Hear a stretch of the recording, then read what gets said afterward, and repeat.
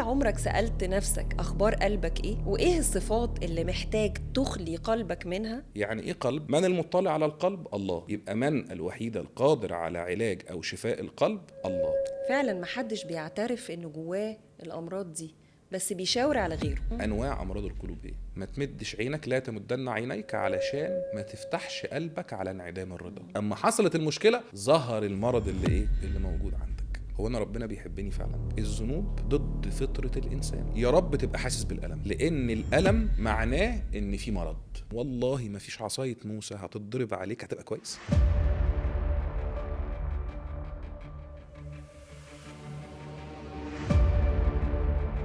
هل عمرك سألت نفسك أخبار قلبك إيه؟ وإيه الصفات اللي محتاج تخلي قلبك منها؟ أو الصفات اللي محتاج تتحلى بيها؟ ويا ترى أنت ممكن تكون من أصحاب القلب السليم؟ دايما كلنا عارفين الآية بتاعت إلا من أتى الله بقلب سليم، بس مش مدينها حقها قوي. إحنا النهاردة في حلقة البودكاست أصل الحكاية هنتكلم عن القلب وعن أمراض القلوب، وأنا يسعدني إن أنا مستضيفة النهاردة الكوتش العزيز علي أيمن حسام، والمتخصص في الصحة النفسية. أهلا بيك. اهلا وسهلا. اخيرا، ده اول حاجه أيوة نبتدي بيها، ان اخيرا سنصور الحلقه. أنا سعيدة جدا. انا اسعد والله، وتشرفت جدا جدا انا مع حضرتك النهارده، وانت عارفه حضرتك عزيزه عندي قد ايه يعني. ربنا يخليك. أول سؤال هسأله لك، يعني إيه قلب ويعني إيه أمراض القلوب؟ طبعا انا جاي في حلقه صعبه، ماشي. بس اوكي، هنبتدي الموضوع من البدايه شويه. يعني ايه قلب؟ بمنتهى البساطه اتقال عنه القلب لانه كثير التقلب، يعني بيتقلب، حاله بيتغير كتير، او زي ما احنا بنقول نبسطها خالص، موده مش مود ثابت، مش ثابت. ممكن تأثر فيه حاجات بسهولة. وتسمى، او العلماء بقى اتكلموا فيه عرفوه ازاي، قالوا ان ممكن القلب ده يبقى هو حاجة اسمها لطيفة ربانية. لطيفة ربانية يعني ايه؟ ان القلب دوت هو مركز المشاعر للإنسان، وهو مركز التأمل. ان ربنا خلق القلب كده، خلاه هو مركز الشعور ومركز التأمل للإنسان. فمعنى كلمة قلب هو كثير التقلب، علشان بيحصل أحداث كتير تخليه يتقلب. وممكن يبقى اسمه اللطيفة الربانية، هو مركز الشعور أو المكان اللي بيطلع الشعور، وفي نفس الوقت هو المسؤول عن التأمل. ده معنى كده كلمة القلب. قلب. وخليني برضو أروح في حتة تانية، يعني إيه أمراض القلوب بقى؟ دي حتة مهمة جدا جدا جدا إن احنا نشرحها شوية. هطول، ماشي؟ اتفضل. نحب نسمع. أمراض القلوب هي مش مرض بدني او مرض مادي. اي مرض بيصيب جسم الانسان بتروح لدكتور، الدكتور بيشخصه، بتاخد علاج بامر ربنا سبحانه وتعالى، طبعا دي اسباب يعني. بتاخد علاج ان شاء الله بيتم شفائك على خير، وبتتخلص منه، اللي هو المرض العضوي يعني. اللي هو المرض العضوي. انما امراض القلوب هو محدش يستطيع تشخيصها غيرك انت. انت الوحيد، لانها امراض مش ظاهرة، أغلبها أمراض باطنة. طبعا هنيجي في أنواع أمراض القلوب، هنيجي لها، بس دلوقتي بنقول إن هي أمراض مش حاجات ظاهرية، هي حاجات باطنية ولا يعلمها إلا الله.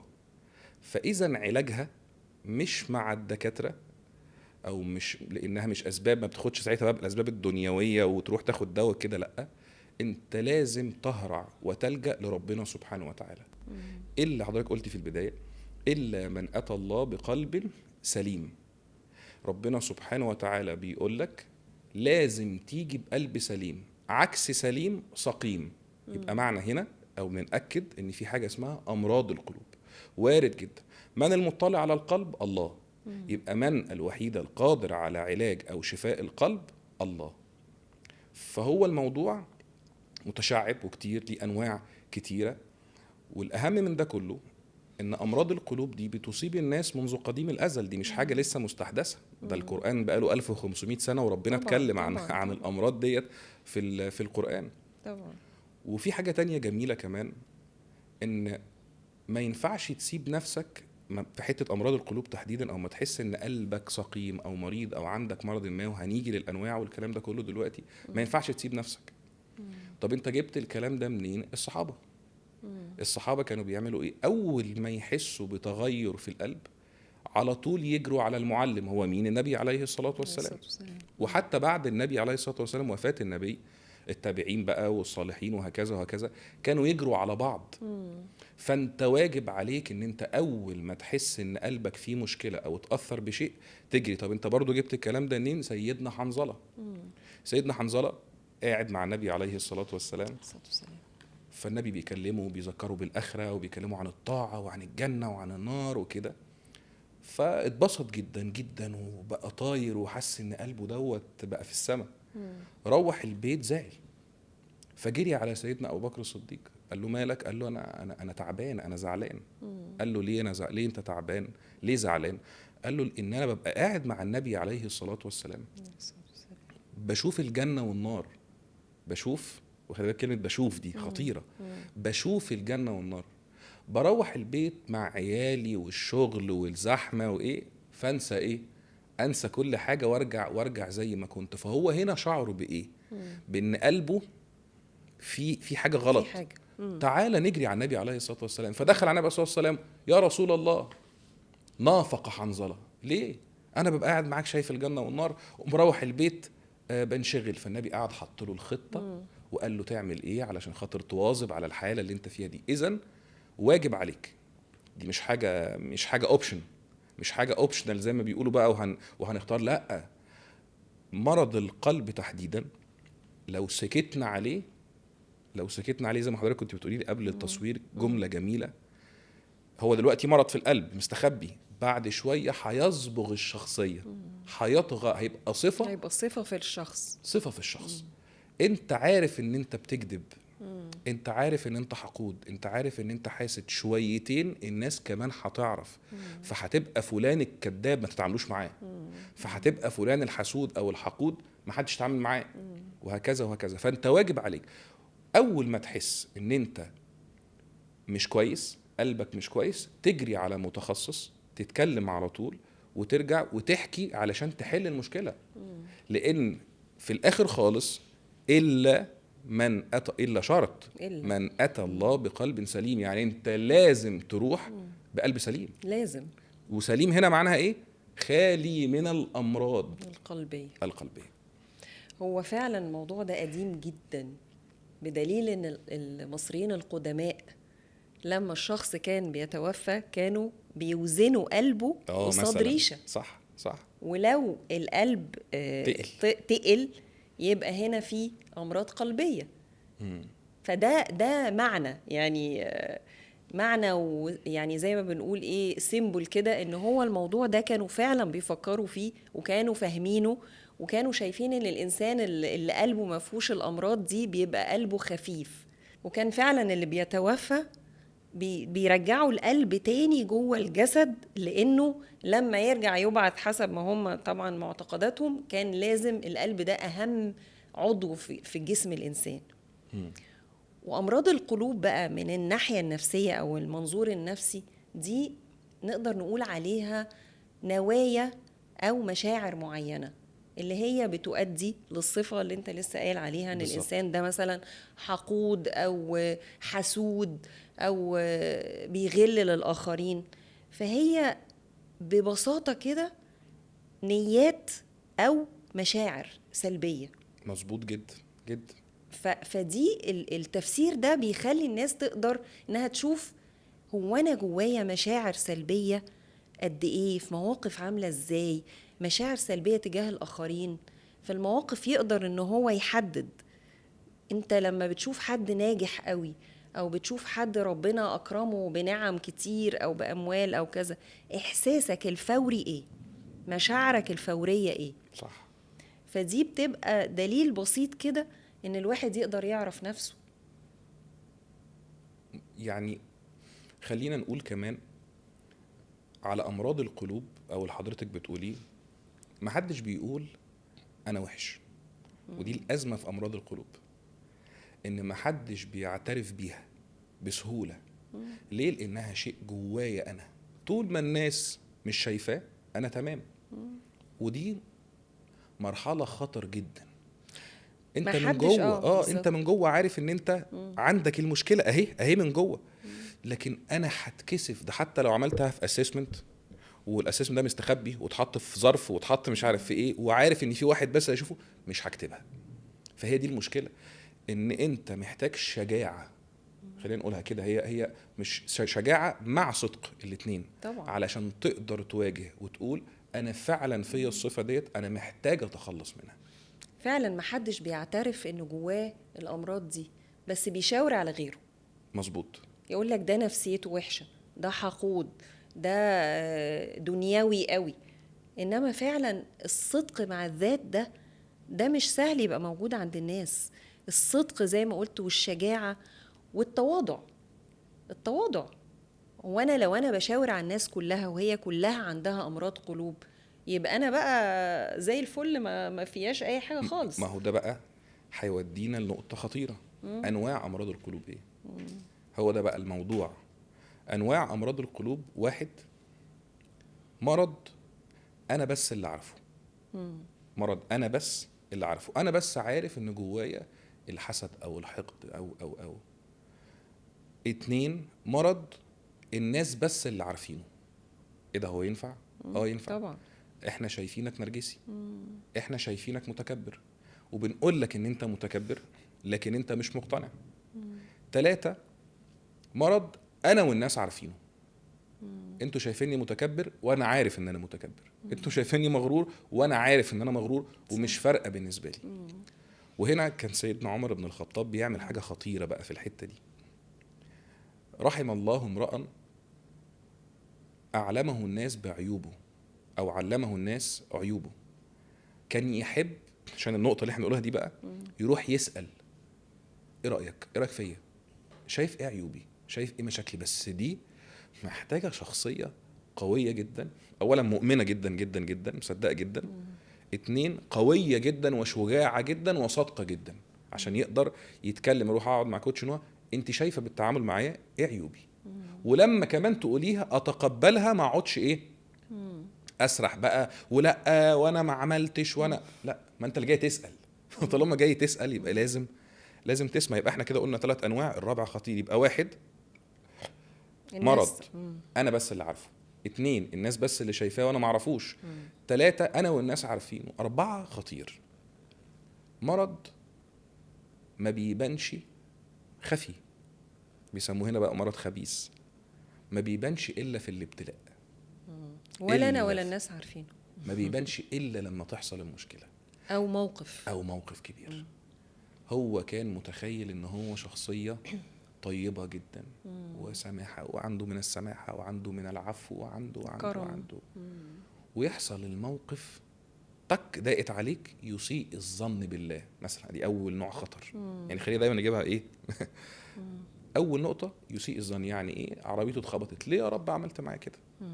يبقى انت ما كنتش تعرف انك مريض، بس لما حصل الابتلاء بين لك المرض اللي عندك. يبقى هنا في حاجة تانية، الوعي عندك هنا لازم يزيد. ليه؟ تحمد ربنا سبحانه وتعالى ان الابتلاء ده حصل عشان المرض ده يظهر، علشان خاطر تعالجه، علشان تروح لربنا صح. بقلب سليم. صح. بص اللفه عامله ازاي. يعني انا ممكن اكون ربنا بيبتليني عشان كده، انت ممكن يكون ربنا بيبتليك اصلا عشان انت عارف جواك مرض دفين، لازم ايه؟ لازم يطلع ولازم تعالجه. فدول الاربع انواع في منتهى الخطوره. انا بس اللي عارفه، لو هنيجي نفصصهم، انا بس اللي عارفه، عندك من الصدق والشجاعه انك تعالجه ولا لا. وتعالي ناخد امثله. الحسد. الحسد هو ايه؟ هو تمني زوال النعمه من الغير. في ناس كانت فاكره الحسد اللي هو الله ايه الحلاوه دي. لا، ده الحسد اقوى. ده واحد شاف حاجه او واحده شافت حاجه عند حد، وعلى فكره الحاجه دي عندها. يعني مش شرط ان هو يكون مفتقد الحاجه دي. هي شافت حضرتك راكبه عربيه مثلا حلوه قوي، وهي عندها عربيه احلى، بس هي مش عاوزه انت تركبي العربيه دي، فبتتمنى زوال هذه النعمه من حضرتك. طب ده قلب عامل ازاي؟ وصفه الحسد دي بقى مين يكتشفها؟ الشخص نفسه طبعا. بالظبط. واحنا هنا هنقول بقى ازاي البني ادم مبدئيا يبدا يعرف هو عنده امراض قلوب ولا لا، وايه نوعها. بالظبط. فاللي انت قلته ده اللي هو في السيلف ديفلوبمنت، اللي هو الجوهاري ويندو ده ناس كتير من خدت الكورسز عارفاه، لو حد حتى عمل جوجل عليها يعرفوا، اللي هو الاربع حاجات اللي هي حاجه انا اعرفها والناس عارفاها عن نفسي، او انا اعرفها والناس مش عارفاها عني، او حاجه الناس عارفاها عني وانا مش عارفاها، يا اما للرابعه مظبوط. ولا انا ولا الاخرين. صح جدا. فالخلاصه اعرف ازاي نوعيه امراض القلوب اللي عندي. فمبدئيا قلنا في الاول ايه؟ ان الواحد يعرف نفسه، يحاول يعرف نفسه في العموم، يعني يفهم شخصيته. وفي طبعا كورسات كتير وكتب بتتكلم عن معرفة الذات، وربنا قال وفي أنفسكم أفلا تبصرون. بالظبط كده. فدي حاجة مهمة جدا جدا، مبدئيا معرفة الذات، عشان ما يبقاش دايما ان احنا بنشاور لبره وده فلان اصله في كذا وده صفاته كذا، وانا ما وممكن ببصش أزود جوه هنا نفسي. نقطة بس، مراقبة أول رد فعل. بالظبط، هي دي نقطة. بالظبط. ردود مراقبة. الافعال دي، بالظبط. ردود الافعال دي مؤشر سهل جدا الناس ممكن انها تستعمله. بسيط ان انت تراقب نفسك من الحتة دي. بالظبط. في موقف حصل وانا كان ليا رد فعل في ساعتها، بعدها اتضايقت، اتخانقت، انسحبت، whatever، ايا كان رد الفعل ده كان ايه، اقعد مع نفسي واشوف ده معناه ايه، رد فعلي ده بالظبط. يساوي ايه فيا، حاجة كويسة، حاجة وحشة، مرض قلبي، ايا كان، ايه العاطفة، ايه المشاعر، ايه النية. مظبوط. بس كل ده محتاج حضور، محتاج يقظة، محتاج انتباه، ان انا وسط الموقف حسيت بايه. ما انا لو مش منتبه هيبقى الموقف عدى زي اي موقف. بالظبط. هي دي الفكرة. وهيبقى متكرر، وهيبقى نمط انا مش حاسه بيه.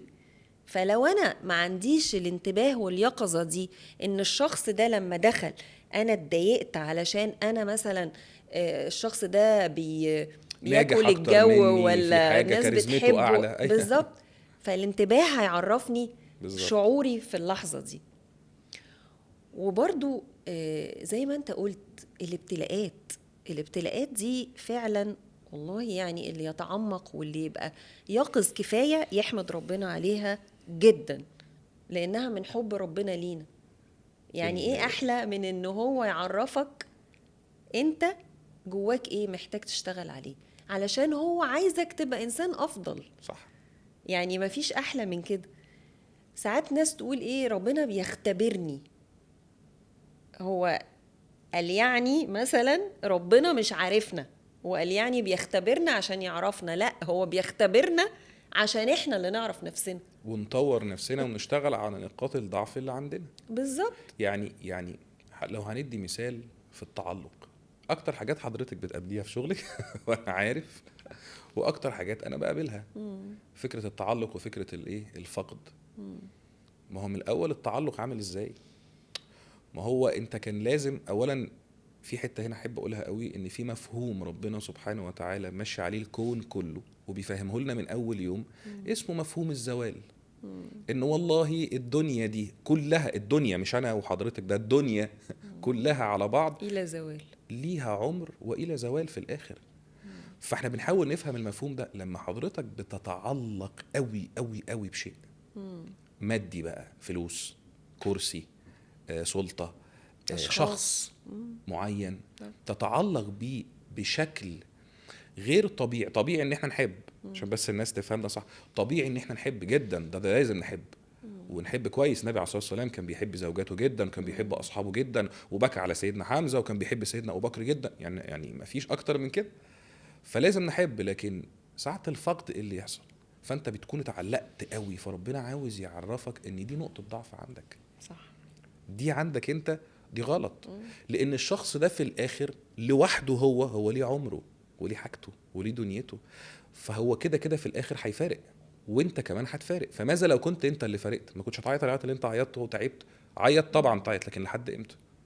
فهي الفكره ان زي ما حضرتك قلتي، هو احنا بنختبر في نقاط الضعف اللي عندنا علشان خاطر نعالجها ونصلحها ونطلع بالصوره الكويسه.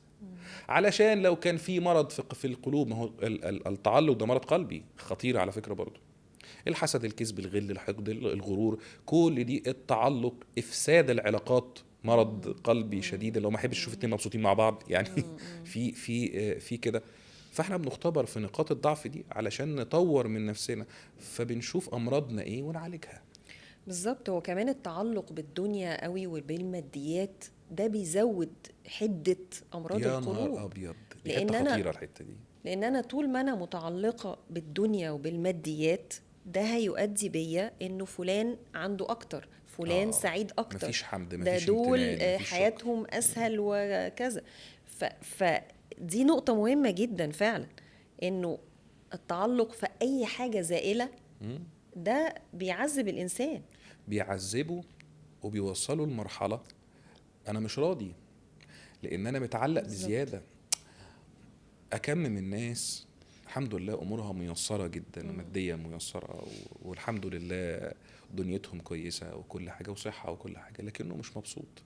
وده أنا شخصيا، واللي يعرفني شخصيا أنا شفت ده كتير. لكن طب أنت بتيجي تدور أنت ليه مش مبسوط؟ هو الإجابة فين؟ أنا متعلق قوي بالدنيا، فأنا عايز آخد واخد واخد واخد، وكل ما آخد ده ما بيكفيش لأن دايما في حد أحسن.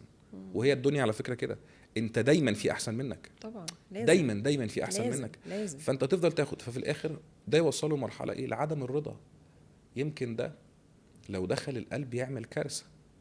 ربنا سبحانه وتعالى بيقول في القرآن الكريم بسم الله الرحمن الرحيم ولا تمدن عينيك إلى ما متعنا به أزواجا منهم زهرة الحياة الدنيا، القشرة الخارجية. خلي بالك ما تبصش لحال غيرك، عشان أنا بختبرهم في الحاجات دي زي ما حضرتك لسه قايلة، عشان هم عندهم نقاط ضعف ان هم متعلقين، فأنا بديهم وهختبرهم.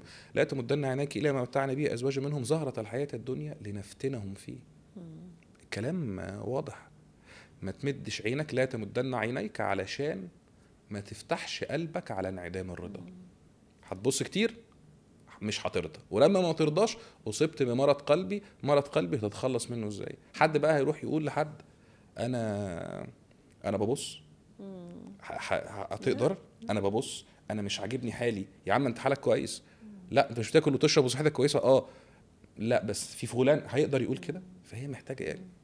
صدق. بس صدق رهيب. صدق وشجاعه رهيبه مع النفس. وانا دايما بقول كارثة، بجد كارثة لو الانسان تعرض لاختبارات او ابتلاءات. وعلى فكرة ممكن اختبارات وابتلاءات دي تبقى نعم، يعني مش لازم تبقى طبعا مش حاجة لازم وحشة. امراض وحاجات وحشه، لا بالظبط. خالص يعني. فالانسان لو تعرض لاختبارات وابتلاءات وطلع منها من غير معرفة نفسه ومن غير درس يتعلم منه شيء يخليه انسان افضل، هي دي كارثة. اكنك بالظبط سايق العربيه، دخلت الشارع اليمين، دخلت فلبست المطب، تاني يوم قمت داخل لابس نفس المطب، بالظبط. تالت يوم بتبقى مش معقوله. فحتى في ناس تتكرر معاها الابتلاءات، هو يقعد يتكرر يتكرر يتكرر يتكرر لحد ما هو يجي يقول لك طب انت عملت، انا اتصرفت المره دي بقى بالشكل الفلاني. فهمت يعني ايه تسليم، فهمت يعني ايه عبوديه، فهمت المطلوب مني نفسيا كنت اعمله وعملته. طب حصل تاني؟ لا، في جاله ابتلاء في ناحيه تانية خالص. هو ايه؟ لسه عندك نقطه ضعف. كلنا بنختبر في الحاجات دي. انت حتى قربنا طبعا من ربنا بنختبر فيه. انت بتعبد ربنا ليه؟ محبه وتسليم وعبوديه، ولا بتعبد ربنا رياء وعجب؟ هنا هتاخد وهنا هتاخد، ولا بتعبد ربنا بس لشعورك باللذة ان انت كنت مستمتع وخاشع؟ طب لما يروح الخشوع هتعمل ايه؟ هتكمل عبادة ولا هتوقف؟ وهكذا. حتى الشغل يتطبق عليه نفس الكلام، حتى العلاقات يتطبق عليها نفس الكلام. النهاردة انت بتحب مراتك، انا بحب اقول المثال ده بقى عشان ده كتير بقى كلنا النهاردة بتحب مراتك وانتم متجوزين عن حب، الحياة الله جميلة، فانت بقى مطلع احسن نسخة من نفسك وحبيبتي ورحتي وجيتي والدلع والحاجات. حصلت مشكلة ما بينكم وما بين بعض، قمت انت عامل ايه؟ قمت هربان، قمت مزرجن، قمت متخانق، قمت سايبها، قمت مطلقها، على اساس انك انت متخيل ان الحياة وردي. اما حصلت المشكلة ظهر المرض اللي ايه؟ بالظبط. اللي موجود عندك. وفي هنا حتة فيصلية قوي بقى اللي بتفرق ما بين حد هيتعلم من الابتلاءات او الاختبارات دي حاجة عن نفسه او اللي مش هيتعلمها. صح. النقطة الفيصلية دي بقى ان انت يبقى عندك معتقد ان ربنا بيحبك ولا لا. عشان لو انت عندك معتقد راسخ ان ربنا بيحبك يبقى مفيش حاجة هيعملها لك غير بفايدة. صح. انت بقى خدت الفايدة دي ولا ما خدتش بالك منها؟ بس يبقى هو السؤال، تعالي بقى، حلوه الحته دي قوي يعني، ربنا يفتح على حضرتك. هو انا ربنا بيحبني فعلا؟ على فكره ده نقاش دلوقتي حالا بقى. طبعا هو انا طبعا ربنا طبعا، بيحبني؟ نقطة مهمة. لان في الاخر الناس بتبقى شايفه كل حاجه عقاب من ربنا بالظبط، سبحانه وتعالى. صح. ربنا سبحانه وتعالى سمى نفسه ايه؟ الودود. يعني ايه الودود؟ الذي يتودد الى عباده. يعني هو البدايه من عنده، ادي واحده. واذا سالك عبادي عني فاني قريب. ممكن ناخد اسم قريب ده ونقف عنده ونروح لاسماء تانية ونرجع له. في اسماء واسماء. يعني ايه؟ الرحمن، الرحيم، صح كده؟ القابض، الباسط، اللي هو اسم وعكسه. وعكسه، او اسمه وتكملته، او ومعناه الاكبر. الرحمن الرحيم وكذا وكذا، مش كده؟ تيجي عند اسم الله القريب، فين؟ المفروض عكسه ايه، او المرادف قدامه ايه؟ البعيد. مفيش. يبقى القريب في قدامه البعيد؟ لا. فالقريب هو دائم القرب. يبقى ودود الذي يتودد الى عباده، قريب هو دائم القرب. يبقى مين اللي بعيد؟ احنا طبعا. انا. لكن هو دايما قريب. رحمن، رحيم، ودود، واسع، قابض، باسط. هديلك في قبض هاخد منك حاجه، بس هديلك كتير قوي. رحمن ورحيم، رحمن الدنيا ورحيم الاخره. كل ده ما بيحبنيش. كرمني ما بيحبنيش. اداني العقل ما بيحبنيش. طب بلاش دي كلها، عشان نلخص موضوع حب ربنا سبحانه وتعالى للعبد او لينا. هو ربنا سبحانه وتعالى خلق الجنه ليه؟ عشان احنا نخشها، صح. بس. يعني هو في الاخر الجنه دي موجوده علشان احنا نخشها. يبقى ازاي ما بيحبنيش؟ انت فحضرتك قلت جمله جميله. هو عمل كده علشان بيحبني، عشان بينقذني من مين؟ من نفسي. امراض نفسي. انا ما بعرفش اسوق العربيه ومصمم امشي على سرعه 180 و200 وما بعرفش اعمل ده، وجوايا بعمل ايه؟ ما فلان ساق على 200 ما انا كمان هسوق. قبل ما اطلع تلاقي العربيه عطلانه. انت كنت هتمشي على 200، هي عطلانه دلوقتي، فانت تعمل ايه؟ ما بصيتش، تقوم باصص ان هي ما دارتش معاك دلوقتي، فتقعد تخبط على وشك. انا لسه هروح اصلح العربيه، انا تعبت، انا زهقت. لا، تقول ايه؟ تقول الحمد لله. الحمد لله ليه؟ لانه بيحبك. فده حصل لسبب. والامثله كتير. وانا هسال حضرتك سؤال. حته الحب دي اصلها جميله قوي. يعني حضرتك، انا هسالك سؤال وردي عليا بمنتهى الصراحه قدام الناس اهو. السؤال بيقول: كام مره حضرتك كان نفسك في حاجه قوي قوي قوي بشكل شخصي، يعني نفسك فيها قوي ودعيتي ربنا عليها قوي وما حصلتش، وبعد شويه اتاكدتي ان الموضوع اللي كان نفسك فيه ده، يا رب الحمد لله ان الموضوع ده ما جاش؟ ياه، كتير كتير كتير. عشان كده اللي انا بقوله، القناعة واليقين بالظبط.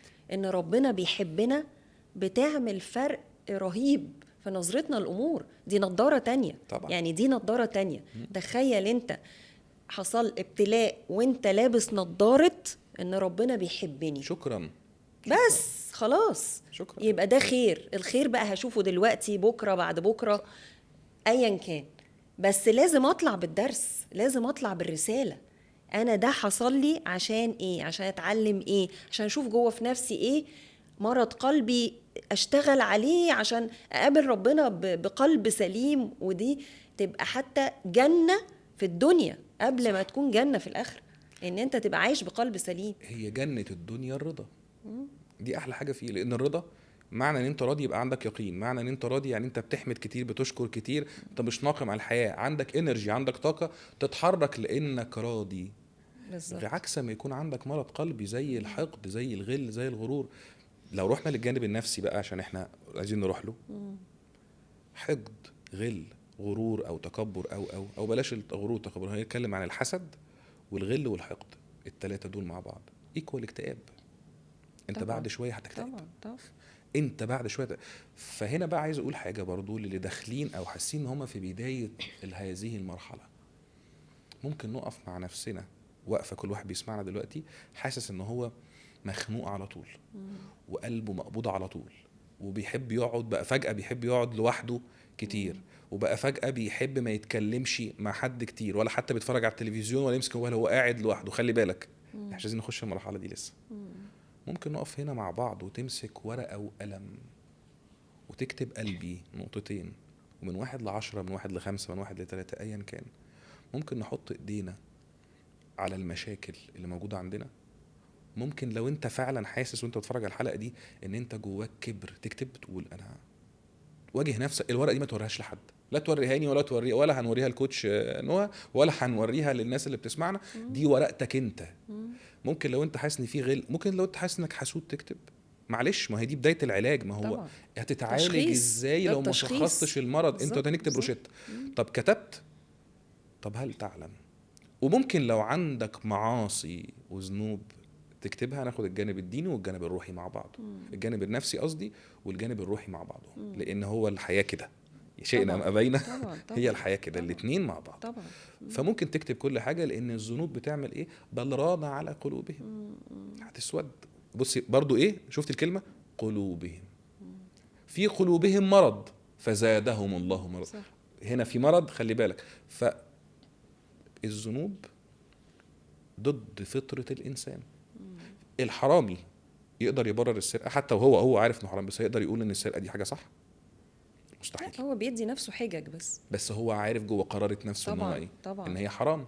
لان هي طبعا. كل الذنوب ضد فطرة الإنسان. كل حاجة بقى بتعملها ضد فطرتك بتتراكم على قلبك، لان انت المفروض القلب ده هو ربنا خلقك فطرته ايه؟ سليم. فزي ما خلقك سليم عايزك تروح له ايه؟ سليم. ما تبوظوش في النص. فبيقعد يتراكم يتراكم يتراكم لحد ما ايه؟ بيتختم على القلب فيسود. فتبقى ازالة السواد ده صعبة وتاخد ايه؟ وتاخد وقت. تاخد مجهود ووقت. فالورقة اللي احنا نكتبها دي نواجه بيها نفسنا واحدة واحدة. ابتدي تتوب، بعد كده تلجأ لمتخصص. لازم تلجأ لمتخصص. مش عيب يا جماعة، يا جماعة مش عيب نلجأ لمتخصص. أروح لحد عنده علم، سواء دكتور، سواء كوتش، سواء شيخ. أروح أقعد أتكلم على حسب بقى طبعا المرض، أو على حسب أنا شايف في نفسي إيه. أروح أنا عندي 1 2 3، أقعد مع كوتش فلان وفلان، أقعد مع الشيخ فلان. أنا عندك أتصرف إزاي؟ يقول لك تتصرف إزاي، زي ما الصحابة كانوا بيعملوا. طبعا هم هنطلع إحنا أحسن منهم؟ إحنا فين وهم فين؟ طبعا. فمواجهة النفس. وانا ساعات في ناس بتسألني بتقول لي هو الحاسد تعبان اكتر ولا المحسود؟ انا دايما بقول لهم الحاسد هو اللي تعبان اكتر. صح 100%. على الاقل المحسود ده عنده اللي يقدر يحصن نفسه بيه ويحمي نفسه بيه صح. بالطريقة اللي ربنا قال عليها. جميل المعنى ده قوي على فكرة. وساعتها ربنا هيبقى جنبه.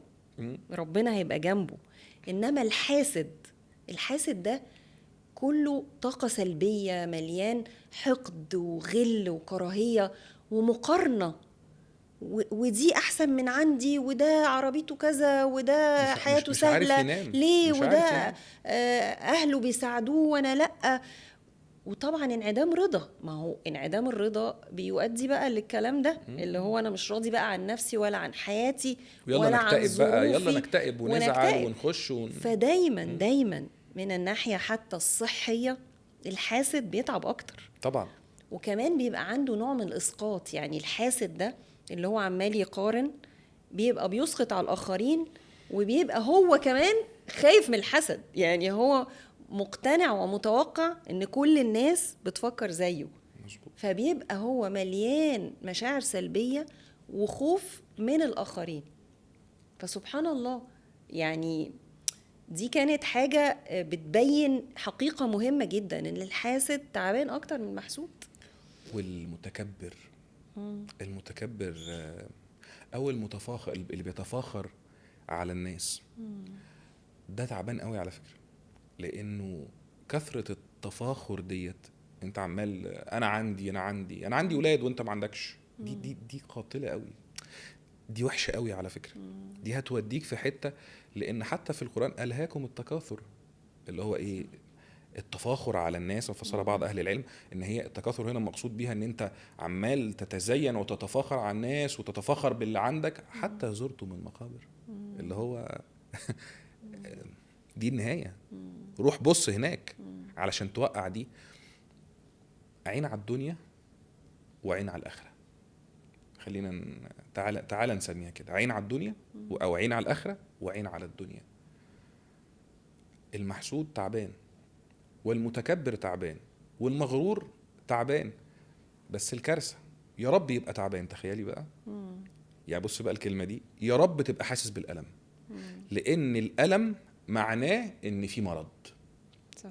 الالم معناه ان في مرض، وطالما يبقى كده، طالما انا لما بصدع عارف انا عندي ايه، فهروح اخد الدواء اللي بيسكن الصداع، بطني بتوجعني وهكذا.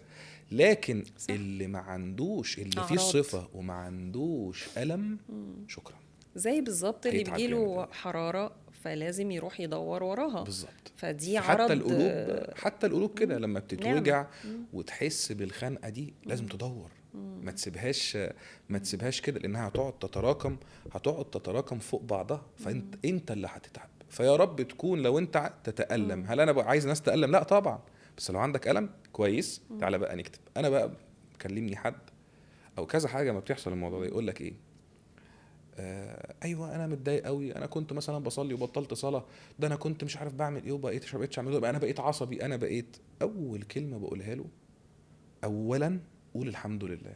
يا عم انا بكلمك في ايه وانت بتكلمني في ايه؟ هقول له ليه؟ هقول لك، قول الحمد لله على نعمه الوعي. ان انت اول ما حسيت ان انت مش مرتاح، فهمت انك مش مرتاح وعارف فجريت تسال انا عندي ايه. فكده ربنا بيحبك. صح. انت حسيت بالالم، فربنا رجعك ليه، وهكذا. ف الناس تعبانه والقلوب تعبانه، بس مين يواجه؟ طب وإيه رأيك في فكرة إن أنا علشان أساعد نفسي وأتشافى على قد ما أقدر من أمراض القلوب، إن أنا أحسن البيئة اللي حواليا، يعني أغير من البيئة اللي حواليا عشان أساعد نفسي؟ ممتاز طبعا. تعالى ناخدها برضو جانب روحي وجانب نفسي. جانب روحي في التوبه مثلا. التوبه هو ان انا بعمل ذنوب، فقلبي وجعني، مخنوق، تعبان، مش حاسس بالقرب من ربنا، فمحتاج اتوب عشان ارجع عن اللي انا بعمله ده، وفي نفس الوقت اخد بقى طاقتي من ربنا سبحانه وتعالى، في حياتي تتغير. فالتوبه بمنتهى البساطه، رقم واحد فيها بعد ما تقول يا رب انا تبت وتعزم على عدم العوده الى الذنب وهكذا، رقم واحد تغيير البيئه، انشاء بيئه صالحه.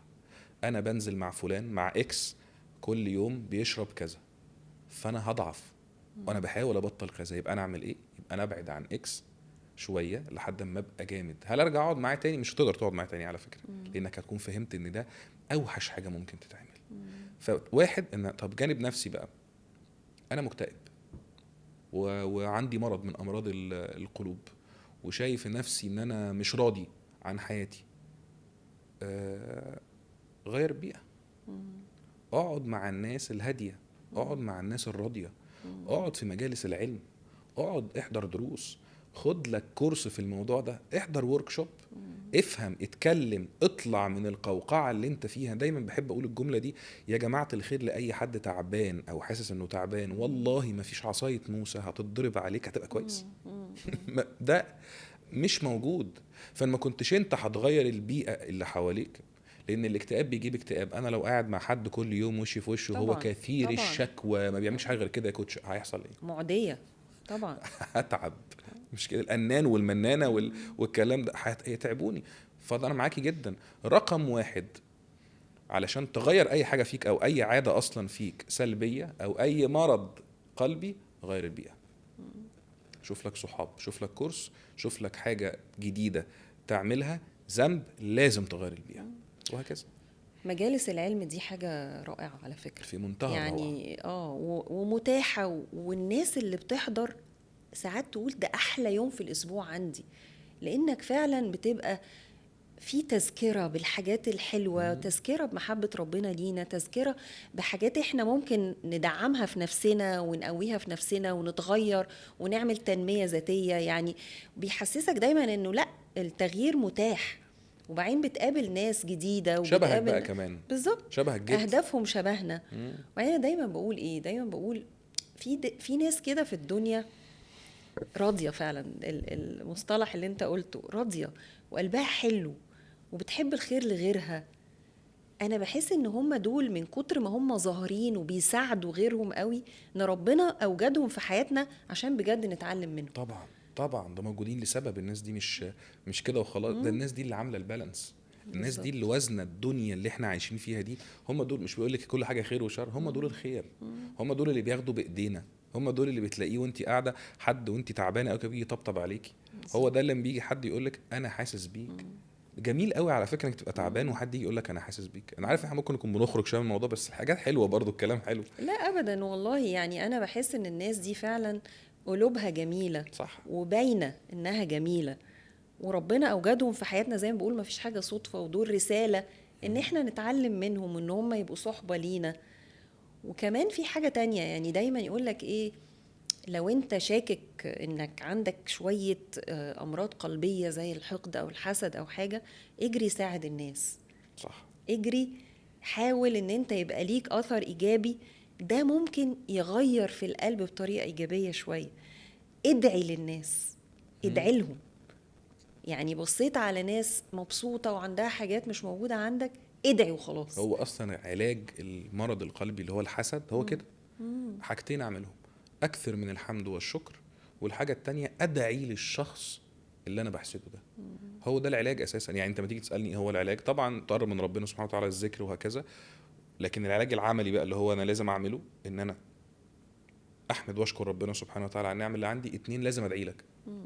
ليه لازم ادعي لك؟ عشان اكسر الحاجز اللي موجود ما بيني وما بينك، اكسر العين اللي اللي بتبص لك. ما ينفعش اكون بدعي لك، لان خلي بالك اللسان ينطق بحال القلب.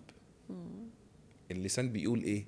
بيقول اللي القلب حاسه. عشان كده ساعة الابتلاء لو قلبك سليم لنفسك، واحد ربنا ابتلاه يقوم قال ايه؟ انا لله وانا اليه راجعون، الحمد لله، اللهم اجرني في مصيبتي واخلفني خيرا منها. واحد تاني، ليه يا رب عملت كده؟ اللسان ينطق بحال الايه؟ بحال القلب. فهو لو انت دعيت له فاللسان نطق ان شاء الله بحال القلب، فانت بص المرض اهو يا سيدي خلاص راح. وهكذا الرياء مثلا، اللي هو واحد بيحب الرياء اللي هو ايه؟ ان انا بعمل الحاجه ابتغاء مرضات الناس، وربنا ملوش شريك في اي عمل بيتعمل. فده مثلا مرض قلبي خطير، ان انا بعمل كل حاجه عشان انت ترضي، فتصدق قدامك عشان تقولي عليا ان انا اما اجي اصلي اقعد ابص واحسن صلاتي عشان انت تشوفيني. وامثله بقى من دي كتير، الشغل كمان كده. عارف في حل الرياء ايه؟ حاجه خطيره جدا. ذكر طبعا وصلاه اساسي. اتنين، اجعل لك حال سر مع الله، صدقه خفيه بينك وبين ربنا فقط، وانت ملثم كده وقافل وشك، تروح تخبط على الباب تسيب حاجه وتمشي. مثلا ده انا بدي في امثله بقى كتير. تعمل ليك حال مدخل مع ربنا سبحانه وتعالى. ده يعمل ايه؟ يعلمك يعني ايه اخلاص وصدق، فتبطل تفاخر وتعرف ان ربنا انت بتعمل حاجه علشان خاطر ربنا، وهكذا. هل بقى لكل مرض ليه حل؟ طبعا بقى لكل مرض ليه حل، لكن محتاجين هم 100 مرض ف100 حل، فمحتاجين سيزون مش حلقتين عشان نتكلم فيه. انا شايفة كمان انه برضو حاجة مفصلية قوي قوي قوي ان احنا نشتغل على الرضا بتاعنا. الله اكبر. يعني لما حد يشوف فعلا نعمة عند حد أو حاجة، ناس سعيدة أو جميلة وعندها حاجات مش موجودة عند البني آدم، احنا قلنا هيدعي له، هيتمنى له الزيادة، يقول اللهم زده، اللهم دم عليه النعمة. فالدعاء ده حاجة، وبعدين تبدأ على طول تستشعر الرضا. والرضا ده بيجي من ايه بقى؟ أول حاجة الامتنان. صح. الامتنان ده ثبت انه هو بيهدي الأعصاب في ثواني. أنا هقول الكلمة بتاعت حضرتك اللي حضرتك دايما بتقوليها أو معلمها لنا: الحضور. لازم، أساسي أساسي أساسي. النعمة هي أنا لو مش حاضر، يعني حضرتك دايما قلتيني قبل كده مثال عليها في العلاقات، اللي هو الوقت اللي بتقعدوا مع ولادك، لو أنت مش حاضر فيه، ما أنا مش فاهم قيمة نعمة ولادي دي خالص. صح ولا لا؟ يعني انا باخد من كلام حضرتك اللي انا متعلمه منك هو ده، ان احنا الحضور مهم اساسي. يحسسني بقيمه النعمه. وان كان لو تسمحي لي طبعا اقولها، في وصفه للرضا ربنا سبحانه وتعالى اللي معلمها لنا كلنا. حضرتك قلتي الامتنان والحضور، مش كده؟ احنا متفقين خلاص على المعنيين دول. تعالي بقى نشوف ربنا سبحانه وتعالى علمها لنا ازاي. بسم الله الرحمن الرحيم: وسبح بحمد ربك قبل طلوع الشمس وقبل غروبها. ايه قبل طلوع الشمس؟ اسبح بحمد ربنا ليه؟ علشان قبل طلوع الشمس ده الوقت اللي انت لسه صاحي فيه. قبل طلوع الشمس يعني صلاة الفجر، اذن صلاة الفجر هنا اساسي عشان توصل نهاية الخطة. فصلاة الفجر اساسي عشان تصل للرضا. ادي واحدة. اتنين، بعد صلاة الفجر في علم النفس او في العلوم بيسموها حاجه اسمها التامل. الايه؟ المديتيشن، ان انت تقعد تتامل. طب احنا ربنا هنا بيقول لنا تامل في ايه؟ تامل في نعمي. الله. بص على ولادك، بص على بيتك قبل ما تروح الشغل، قبل ما تبتدي اليوم. بص على الولاد، بص على البيت، بص على الحياه، بص على صحتك، بص على قدرتك الصبح والنشاط اللي انت فيه. فسبح بحمد الله قبل طلوع الشمس. يبقى صلي الفجر واقعد اتفكر، اتامل، امديتيت في ايه؟ في نعم ربنا سبحانه وتعالى. وقبل غروبها. الغروب ده اللي هو امتى؟ بعد ما انت تكون خلصت شغل، بعد زحمه اليوم اليوم خلاص العملاق، هادي بقى. اليوم هدي. فانت دلوقتي مروح في البيت قبل وقت الغروب، اللي هو الوقت اللي الشيطان بيبقى، احنا كلنا عارفين الوقت ده، خناقات المغرب كلنا عارفينها، اللي هي خناقات فطار رمضان. كلنا عارفين الخناقات دي. فربنا بيقول لك في الوقت ده تحديدا، عشان انت مريت بيوم صعب، تأمل تاني في الحمد عشان تهدى. وسبح بحمد ربك قبل طلوع الشمس وقبل غروبها ومن آناء الليل. هنا سؤال لحضرتك، اكتر وقت الانسان بيجيله فيه اوفر ثينكينج امتى؟ قبل النوم على طول طبعا. ومن آناء الليل فسبح. قبل ما تنام شويه بتوع بالليل دول الشيطان هيجي لك وبكره هنعمل ايه؟ تقعد انت تعمل ايه؟ تسبح بحمدي. بحمدي ليه؟ تذكر نعمي عليك وتذكر اليوم اللي انا اديتك القدره عليه. ومن اطراف النهار. يبقى وسبح بحمد ربك قبل طلوع الشمس وقبل غروبها ومن آناء الليل فسبح واطراف النهار. اطراف النهار دي معناها ايه؟ طول اليوم. ايه ده؟ وانت بتشتغل الحمد لله طبعا. وانت بتشرب الحمد لله. بص الكلمه اللي بعديها خطيره، لعلك ترضى. ولعلك هنا مش معناها يمكن، لعلك هنا معناها وعد، هترضى. الله. الوصفه اهي.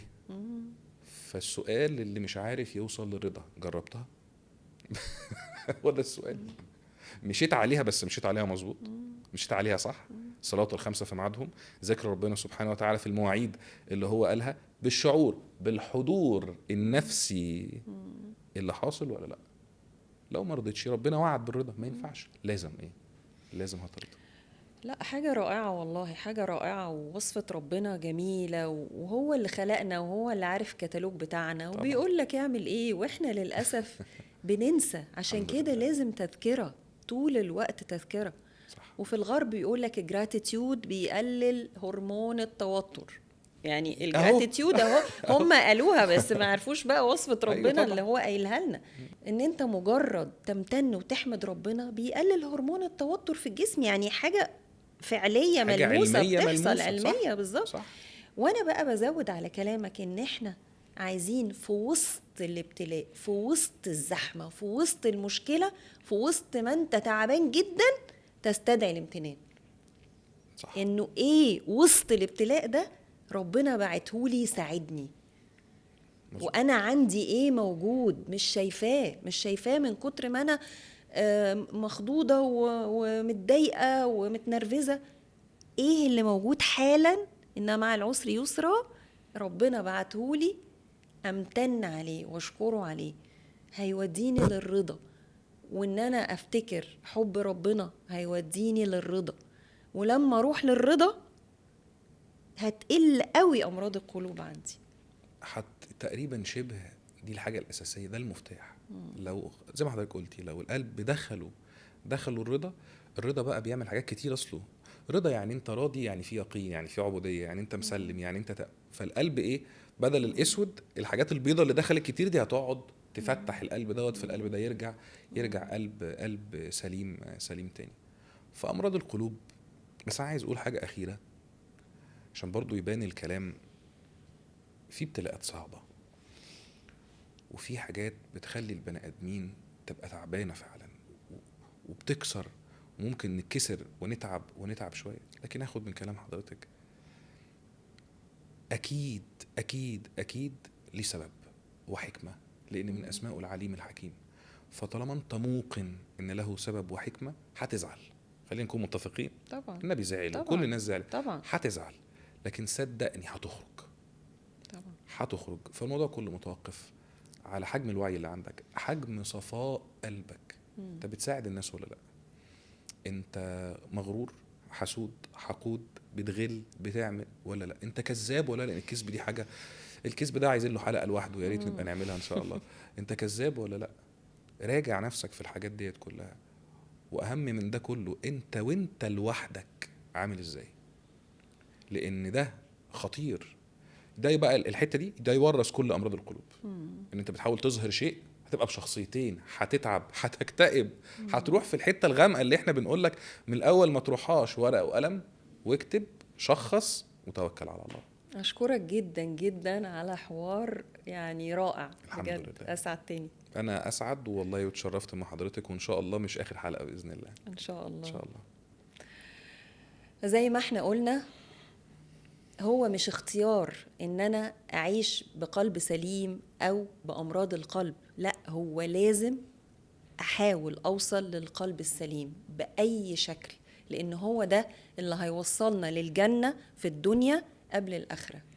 لازم يبقى عندنا يقظة، حضور، انتباه، تواضع، صدق، شجاعة، علشان نشخص المرض الاول وبعدين نبدأ في علاجه. والعلاج أكيد إن شاء الله لو أنت طلبته وبدأته هتوصل للقلب السليم. أشكركم جدا على وجودكم معانا في الحلقة بتاعت النهاردة أصل الحكاية، واشوفكم في مواضيع شيقة المرة الجاية. ولو عجبتكم الحلقة وحسيتوا ان انتوا استفدتوا منها، اعملوا لها لايك واعملوا سبسكرايب، علشان ان شاء الله اوعدكم في مواضيع حلوة جاية كتير. واشوفكم في حلقة جديدة بعد اسبوعين من بودكاست أصل الحكاية.